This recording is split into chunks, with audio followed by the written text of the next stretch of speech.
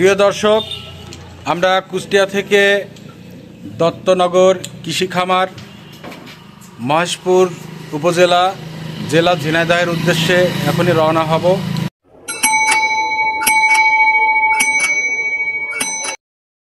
বন্ধুরা, এখন আমরা আছি আলমডাঙ্গা স্টেশনে। আমাদের গন্তব্যে যাওয়ার পথে আমরা চা পানের বিরতি নিয়েছি।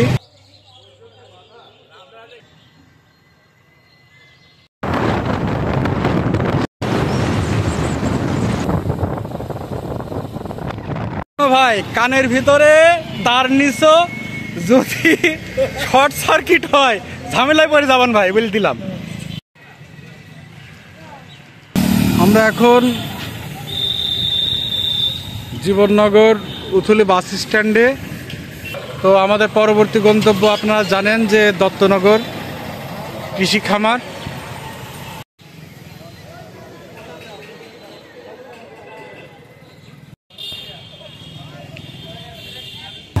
প্রিয় দর্শক, সবশেষে আমরা পৌঁছে গেলাম দত্তনগর কৃষি খামার, যেটাকে বলা হয়ে থাকে দক্ষিণ এশিয়ার সবচাইতে বড় কৃষি খামার। আমরা এসছি Rony arts and media team, এখানে আসছি। এই অবশেষে আমরা এখন এই দত্তনগর কৃষি খামারের যে বাগান বাড়ি, দারুণ পরিবেশ দেখেন। বট গাছ, বলা হয়ে থাকে যে প্রায় 4 বিঘা মতো জায়গা জুড়ে বট গাছ। একক বট গাছ না, আমি আপনাদেরকে একটু ঘুরে ঘুরে দেখাই। এই যে ঝুড়ি নামছে, এই ঝুড়ি থেকে আবার গাছ হয়েছে। হ্যাঁ, দুর্দান্ত একটা পরিবেশ। মজার ব্যাপার হলো, এই দত্তনগর খামারে ঢুকে আমরা রাস্তা হারিয়ে ফেলেছিলাম। আমরা লোকেশন ট্র্যাক করে আসলে এই জায়গাটায় আসছি। অসাধারণ একটা জায়গা, পাশে একটা অনুষ্ঠান চলছে।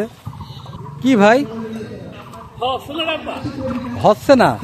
এই যে আমার কে হবে না কিছু ভাই।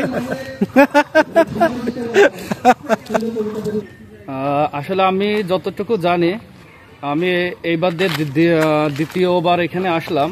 তো আমি ছোটবেলা থেকে শুনে আসছি এই ঝিনাইদহ জেলার মহেশপুর উপজেলার দত্তনগর, এখানে আজকে এশিয়ার দ্বিতীয় বৃহত্তম খামার, কৃষি খামার। আচ্ছা। আর এই খামারটা শুনছিলাম যে আজকে 3000 একর জমির উপরে খামারটা তৈরি করা। 3000? আচ্ছা। তো সেইটা এখানে মোটামুটি আপনার কৃষি, এমন কোনো কৃষি নাই, কৃষি সবজি হোক, ধান হোক, গম হোক, ভুট্টা হোক, সব রকম চাষাবাদ এখানে তো হয়। এমনকি গরু খামার, ছাগলের খামারও এখানে সবকিছু আছে। যা এখানে জাস্ট আমরা একটা গ্রামীণ একটা লোকেশনে আসছি, মানে বসার জায়গা। বসার জায়গা, যে পিকনিক পার্টি যারা আসে তারা পিকনিক করে এখানে। এইটা থেকে সেই জায়গা। আচ্ছা। আর মূলত গরুর খামারগুলা আছে আমাদের। আমরা কি গরুর খামারে যাব? আমাদেরকে যেতে দিবে? ওইটা আসলে কারো হাতে একটু যোগাযোগ করে আমাদের ওখানে আমরা একটু যোগাযোগ করতে হয় ভাই। আমরা ওখানে যাই, আমার বন্ধুদেরকে একটু দেখাই। তো চলেন হাঁটতে হাঁটতে কথা বলি। মহিষের খামার আছে, গরুর খামার আছে, আর ওই যে মৎস্য হ্যাচারি যেটা বলেন, মাছের হ্যাচারি, সেটা একটু যদি বলতেন। হ্যাচারি ভবন এটা হচ্ছে আমাদের ঝিনাইদহ জেলার কোটচাঁদপুর থানা। ওইটা আছে প্রায় 300 একর জমির উপরে। ওখানে সব রকম মাছের পোনা ডিম থেকে ফোটানো হয়। আচ্ছা। হয়তোবা এখান থেকে প্রায় 30-35 কিলোমিটার পথ যাইতে হবে আমাদের ব্যাকে আর কি। ওইটা এশিয়ার দ্বিতীয় বৃহত্তম হচ্ছে মৎস্য হ্যাচারি ভবন, কোটচাঁদপুর উপজেলা ওইটা। আচ্ছা, ওটা কোটচাঁদপুর উপজেলা। হ্যাঁ, কোটচাঁদপুর। মানে আমরা এখন আছি ঝিনাইদহের মহেশপুর উপজেলায়। মানে মহেশপুর উপজেলা সম্পর্কে আমি আর একটা জিনিস জানি কিন্তু ভাই, মানে সেটা হচ্ছে যে এটা সীমান্তবর্তী একটা উপজেলা, সীমান্ত এলাকায়। এখানে পাশে জিন্নানগর একেবারে ইন্ডিয়ান বর্ডার। এখান থেকে প্রায় 18 কিলো পথ যাইতে হলে। তো যা হোক, আমরা এখানে একটু ঘুরবো, সময় কাটাবো। বন্ধুরা, আপনাদেরকে আরো অনেক কিছু দেখানোর বাকি আছে। আপনারা এখানে আসতে পারেন, আসলে আসলে মানে একটা প্রাকৃতিক যে পরিবেশ, এই পরিবেশটা আপনারা উপভোগ করতে পারেন। আসলে বর্তমান যুগে আসলে এমন ন্যাচারাল প্রাকৃতিক জিনিস আসলে পাওয়া যায় না, খুবই টাফ ব্যাপার। আসলে বেশ ভালো লাগবে।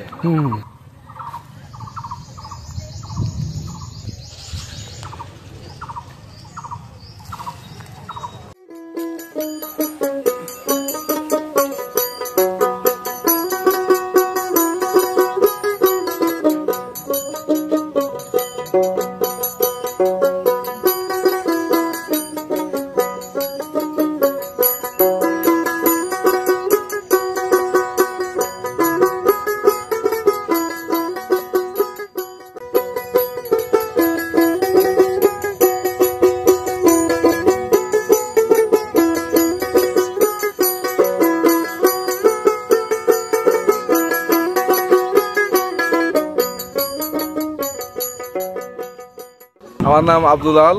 আসলে দত্তনগর কৃষি খামার, আমিও এই অঞ্চলের লোক না, আমিও আপনাদের অঞ্চলের লোক। আচ্ছা আচ্ছা। এই সম্পর্কে খুব একটা যে বেশি জানি তা না, আমি এসেছি বাট এইভাবে আসা হয়নি আপনাদের সাথে, মানে দলবদ্ধভাবে আর আসা হয়নি আর কি।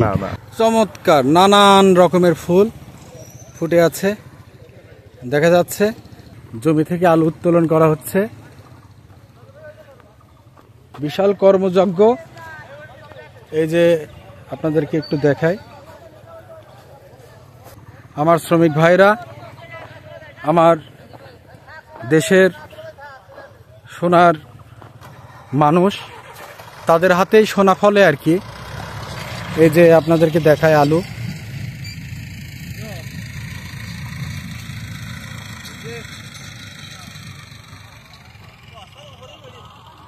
গাড়িতে আলু তোলার পরে সেটা বস্তাবন্দি করে গন্তব্যে নিয়ে যাওয়া হচ্ছে। এই যে আলু তোলার প্রক্রিয়া চলছে। আপনারা আলু তুলছেন নাকি? হ্যাঁ হ্যাঁ, আলু তুলছি, সরকারি আলু। সরকারি আলু। বেতন আচ্ছা, এই খামারের আয়তনটা কত, মোট কত? দেখেন ওই গামছা মাথায় রয়েছে, ওই নকের একটু ভিডিও করেন, তাই না? মোহাম্মদ আব্দুল হাকিম। মোহাম্মদ আব্দুল হাকিম। এই যে আলু তোলা হচ্ছে নাকি? জি। বিষয়টা হচ্ছে যে এই দত্তনগর যে খামারটা, খামারের মোট আয়তন কত এরিয়া নিয়ে আয়তনটা একটু বলেন তো। সঠিক জানি না, তবে 2500 শুনি। 2500 একর? 2500 একর। কেউ কেউ বলে 3000 একর। 2500 একর। 2500 একর। তো এই যে এগুলো তো হচ্ছে সবই হচ্ছে আপনার বীজ আলু, সব বীজ হিসেবে এগুলো সংরক্ষণ করা হবে কোল্ড স্টোরে, পরবর্তী বছরে আবার ওইটা করার জন্য। আচ্ছা, ঠিক আছে, ধন্যবাদ। ঠিক আছে। মূলত এই আলুটা বীজ আলু আর কি, এটা পরবর্তী মৌসুমের জন্য সংরক্ষণ করা হবে সরকারি হিমাগারে।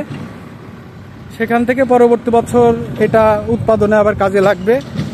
খামারের আরও অনেক কিছু দেখা এবং দেখানোর বাকি, তো চলেন। আমার সাথে আছে সাজ্জাদ ভাই, আমি সাজ্জাদ ভাইয়ের বাইকের পিছনে বসে আছি।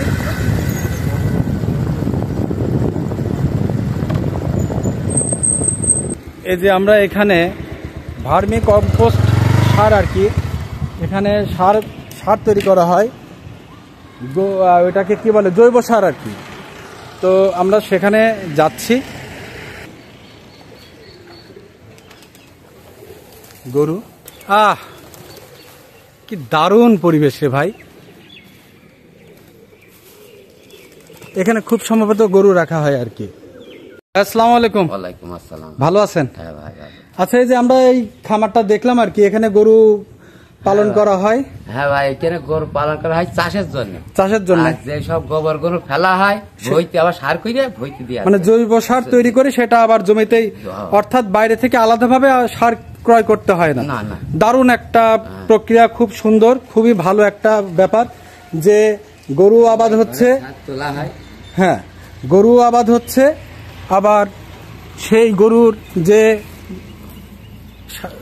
গোবর, সেই গোবর দিয়ে সার তৈরি করা হচ্ছে। সেই সারটা আবার চাষাবাদের জন্য ব্যবহার করা হচ্ছে। আপনি এমন একটা জিনিস পালন করবেন যে আপনাকে সে মাংস দেবে, দুধ দেবে, আবার সার দেবে।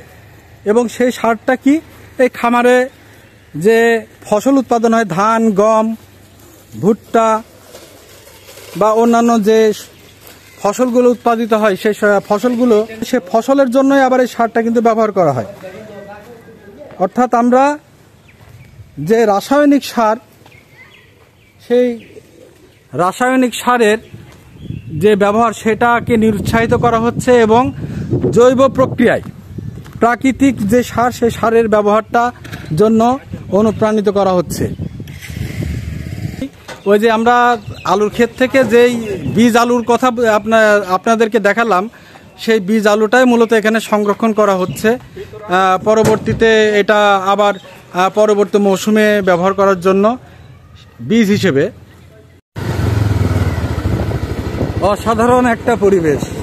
প্রায় ব্যর্থ যে আমরা আসলে তাদেরকে প্রকৃতির সান্নিধ্যে নিয়ে আসতে পারিনি, কৃষকের সান্নিধ্যে নিয়ে আসতে পারিনি, মাটির সান্নিধ্যে নিয়ে আসতে পারিনি। যে সারি সারি পাম গাছ আপনারা দেখছেন, দেখেন আমরা এই যে রাস্তা দিয়ে আসলাম আর কি। প্রিয় দর্শক, আমরা এখন আপনাদেরকে খামারে ভিতরে নিয়ে আসলাম।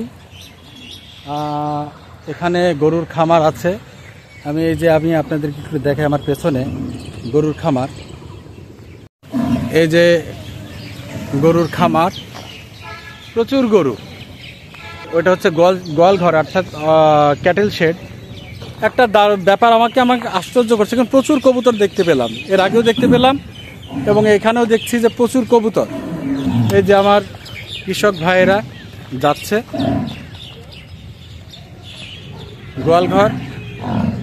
গোয়ালঘরের ভেতরটা একটু আপনাদেরকে দেখাই। এই যে দেখেন কাজ হচ্ছে। শুক্রবার দিন আসলে এই খেতে খাওয়া মানুষের শুক্রবার শনিবার ছুটির দিন বলে কোনো কথা নাই। তাদেরকে পরিশ্রম করলেই শুধুমাত্র উপার্জন হয়, পরিশ্রম না করলে পরে উপার্জন নাই। আপনাদেরকে একটু দেখাই বীজ গুদাম এখানে, অর্থাৎ বীজ সংরক্ষণ করা হয়, মেশিনারিজ, ট্রাক্টর। এই যে দেখাই আপনাদেরকে,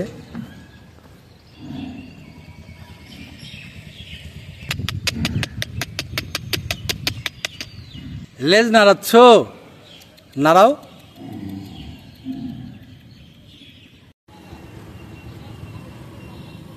আমরা ঝিনাইদহের মহেশপুর দত্তনগর কৃষি খামারের যে ভিডিও আপনাদেরকে দেখালাম আজকে সারাদিন, আমরা ঘুরলাম ফিরলাম। তো এখন আমরা ফেরার পথে আর কি চুয়াডাঙ্গা জেলার আলমডাঙ্গা উপজেলার একটি স্লুইস গেটের পাশে দাঁড়িয়ে আছি। আপনারা আমাদের সঙ্গে ছিলেন, আমার বন্ধুরা ছিল, সবাইকে শুভকামনা, ভালোবাসা এবং আন্তরিক ধন্যবাদ জানিয়ে আজকের সফর এখানে শেষ করছি। সবাই ভালো থাকুন, সুস্থ থাকুন, নিরাপদে থাকুন। আল্লাহ হাফেজ।